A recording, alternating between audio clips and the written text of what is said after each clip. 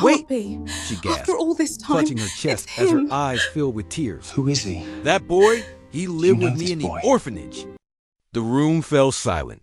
Everyone turned toward the maid, her hands trembling as she pointed at the grand portrait hanging on the wall. A portrait of a young man in a golden frame.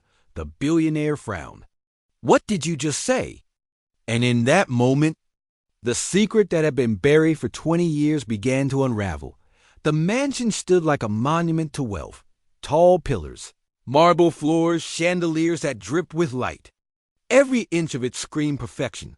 But inside that perfection lived a man who had everything except peace. Richard Harlow, a powerful businessman in his 50s, had built his empire from stone and steel. But lately, he spent his nights staring at one thing, a portrait in the grand hallway. It was of a young boy, no more than 10, smiling faintly in a blue shirt. The plaque beneath it read, "In loving memory of Michael, the son I never knew." Richard didn't talk about the boy. No one dared to ask. All anyone knew was that the portrait had been painted from an old photograph, and that the boy was gone. Until the new maid arrived, her name was Grace Miller, a quiet woman in her early 40s. Polite, humble, and hardworking. She come from a charity home that placed widows and orphans into domestic jobs. Richard's assistant had hired her without much thought. Just another maid to replace the one who left. Grace moved quietly through the halls, always smiling softly, always whispering prayers under her breath. But the day she walked into the grand hallway and saw the portrait, her world stopped. Her tray slipped from her hands. The plates crashing to the floor. Her knees buckled as she covered her mouth, tears streaming down her face. The other staff rushed toward her. "Grace, what happened? Are you hurt?" She pointed weakly toward the portrait. "That boy. I know him. I raised him." The commotion reached Richard's office within minutes. He came storming down the stairs, his voice sharp. "What is going on here?" Grace stood trembling, eyes red, clutching her apron. The head butler stepped forward. "Sir, she says she knows the boy in the portrait." Richard froze. His expression hardened. "That's impossible." Grace looked up, voice shaking. "Sir, his name was Michael. He lived with me in the orphanage. He used to call me Mama Grace." The billionaire's jaw tightened. "That portrait is of my son. He died years ago." "You must be mistaken." Grace shook her head. "No, sir. I'd never forget that face." The silence that followed was heavy, the kind that carries grief. Richard turned away, his voice trembling with restrained anger. "My son was taken from me in a fire. We never found his body." Grace gasped. "That fire? I remember it. It was the night the orphanage burned." Richard stared at her, the air between them thick with disbelief. He motioned for everyone to leave. Only Grace remained. "Start from the beginning," he said quietly. Grace took a deep breath, her voice soft but steady. 20 years ago, I worked at St. Helena's orphanage. We had many children, but one boy stood out. Michael, quiet, smart, always drawing things. He said he didn't remember his parents, only that his mother had a silver bracelet and his father had a deep voice. Richard's eyes widened. His late wife, Anna, always wore a silver bracelet. Grace continued, tears streaming down her face. The night of the fire, I carried as many children as I could out, but the smoke was thick and I lost Michael in the chaos. I thought he didn't make it. I blame myself every day. She covered her face, sobbing. "I'm so sorry, Sir." Richard stood frozen, heart pounding. "Are you saying," he whispered, "that my son was in that orphanage?" Grace nodded. "Yes, sir. He was."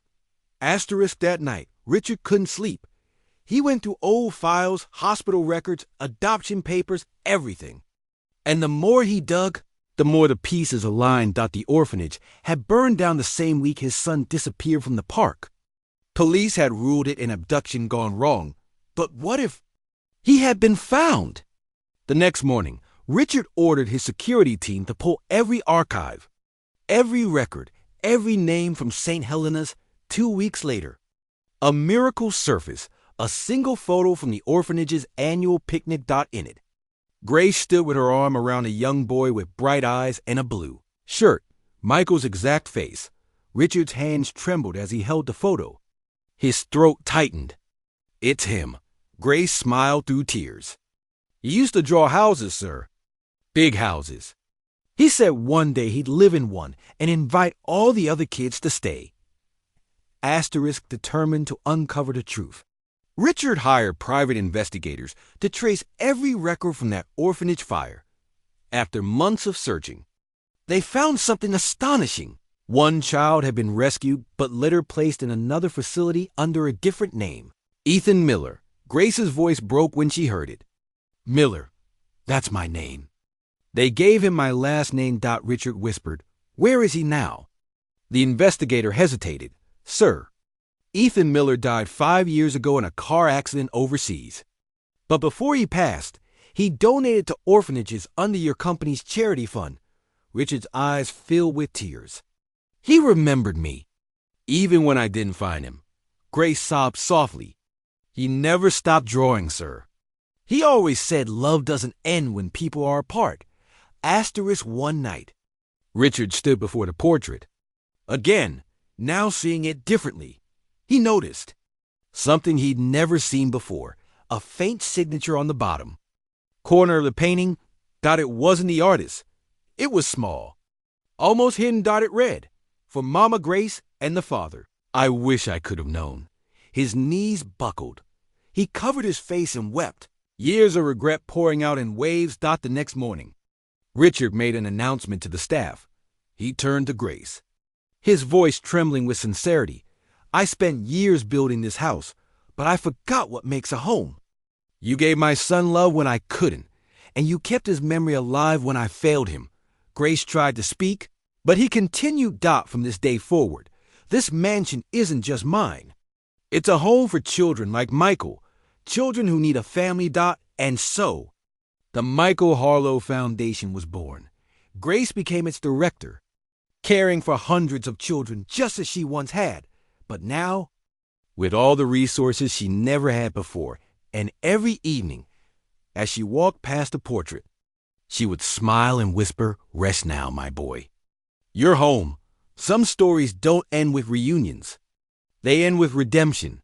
A maid who gave love to an orphan found the son she thought she'd lost. And a billionaire who thought he had everything found his heart in the woman who raised his child. Comment home. If this story touched your heart, tell us where you're watching from. Subscribe for more cinematic stories about compassion, loss, and the power of love that never dies.